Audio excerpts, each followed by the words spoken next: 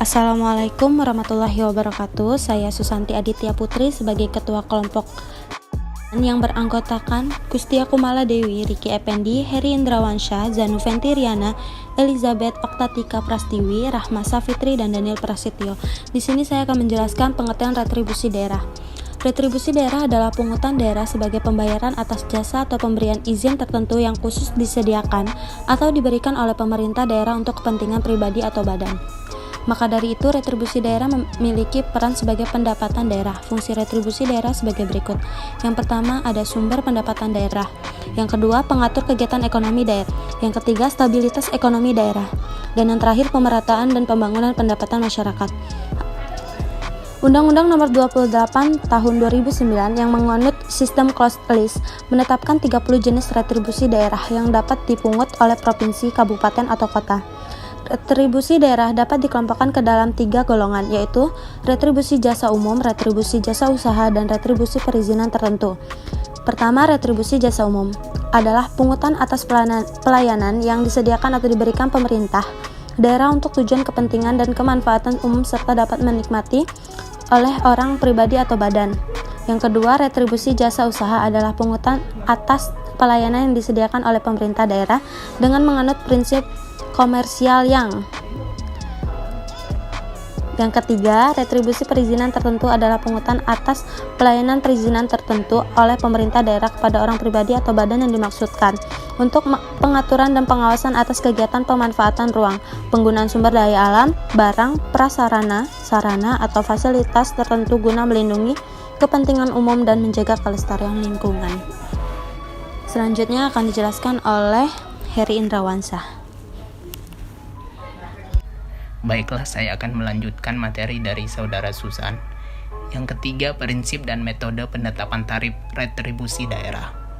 Prinsip dan sasaran penetapan tarif retribusi dibedakan berdasarkan golongan retribusi, yaitu retribusi jasa umum, jasa usaha, dan perizinan tertentu. Penggolongan tersebut didasarkan pada jenis pelayanan dan perizinan. Pelayanan daerah dapat berupa pelayanan umum, seperti pelayanan yang konsumsinya memberikan manfaat secara individu dan bermanfaat bagi masyarakat umum, dan pelayanan yang bersifat privat berupa pelayanan yang ketersediaannya sangat terbatas oleh pihak swasta seperti jasa umum. Kemudian yang keempat, masalah-masalah dalam penerapan retribusi daerah. Yang pertama, Perda bermasalah masih terdapat beberapa daerah yang mengenakan tarif retribusi yang tidak rasional. Kemudian yang kedua, masih lemahnya pengawasan terhadap Perda DPRD, kewenangan pemerintah pusat dalam pembatalan Perda provinsi dan kewenangan provinsi dalam pembatalan Perda kabupaten atau kota akan semakin memperlemah pengawasan Perda. Kemudian yang ketiga, kurangnya kapasitas daerah dalam penetapan besarnya tarif retribusi daerah. Kemudian yang keempat, pengenaan pajak dan retribusi tidak sebanding dengan kualitas pelayanan yang diberikan oleh daerah. Kemudian yang kelima, orang miskin tidak mampu membayar seperti penghasilan sangat tidak merata, sehingga orang miskin tidak mampu membayar untuk pelayanan dasar seperti air bersih, transportasi umum, bahkan makanan.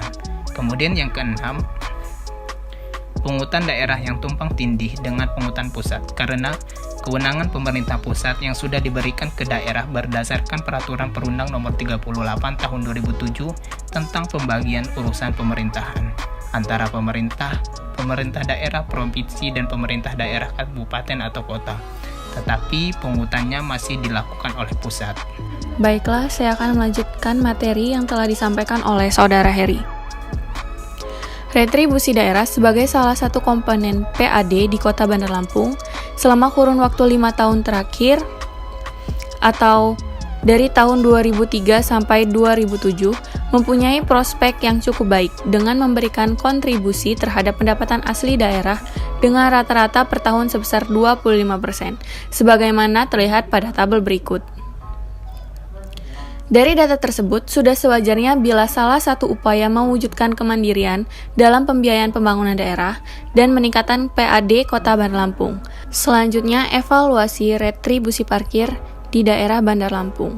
Retribusi parkir di Bandar Lampung masih belum berjalan sebagaimana mestinya.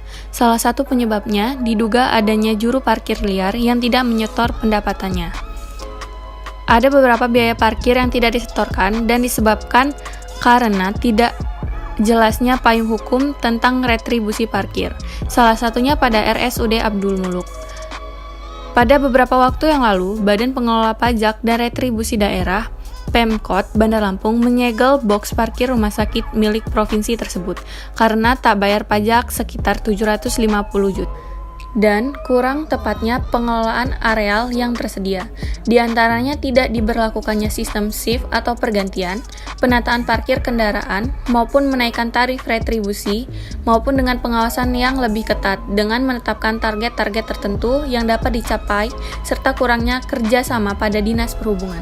Baiklah, saya akan melanjutkan presentasi dari Gustia Kumalasari. Selanjutnya tentang peluang dan tantangan mengenai permasalahan retribusi parkir di daerah Bandar Lampung.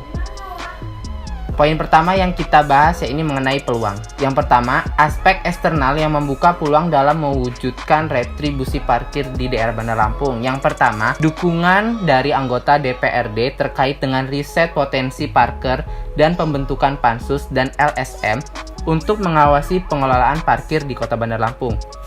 Yang kedua, faktor sosial. Terdapat kedua elemen, yaitu meningkatkan kesadaran masyarakat serta peningkatan kerjasama dan koordinasi dengan dinas terkait. Yang ketiga, faktor ekonomi. Terdapat 3 elemen, yaitu kenaikan tarif retribusi yang disesuaikan, upaya pengelolaan parkir dari pihak ketiga, dan kerjasama antar pemerintah sebagai pengelola parkir memberikan rasa aman. Tantangan yang dihadapi dalam retribusi parkir sebagai berikut. Yang pertama, kurangnya kualitas dan kuantitas petugas juru parkir serta terbatasnya sarana dan prasarana parkir seperti karcis parkir karena terbatasnya dana operasional. Yang kedua, rendahnya pengawasan yang dilakukan oleh Dishub. Sejauh ini hanya 2 kali dalam seminggu pengawasan yang diberikan oleh Dishub dan mengarahkan 5 orang dalam satu jalur, namun hal ini masih belum meningkatkan keamanan di lapangan. Yang ketiga, rendahnya kesadaran masyarakat. Diketahui masih banyak pengguna jasa parkir yang tidak membayar retribusi parkir. Mungkin hal ini disebabkan karena juru parkir sibuk dan waktu bersamaan ada beberapa pengguna jasa parkir yang mau meninggalkan lokasi parkir. Selanjutnya mengenai rekomendasi permasalahan retribusi parkir di daerah Bandar Lampung. Yang pertama, Dinas Perhubungan Bandar Lampung seharusnya lebih banyak menyediakan lahan parkir dan hendaknya lebih tegas lagi menindak juru parkir liar yang enaknya menentukan tarif parkir yang tidak sesuai dengan peraturan daerah dengan cara pemberian pemahaman tentang undang-undang peraturan parkir. Yang kedua, masalah juru parkir liar yang belum terdaftar di Dinas Perhubungan Kota Bandar Lampung hendaknya segera didaftarkan dan ditempatkan pada parkir on street yang tidak menimbulkan kemacetan dan off-street sebagai petugas penerima karcis seperti parkir otomatis dan mencari solusi terbaik dalam permasalahan tata kelola perparkiran sehingga PAD juga tidak mengalami kebocoran.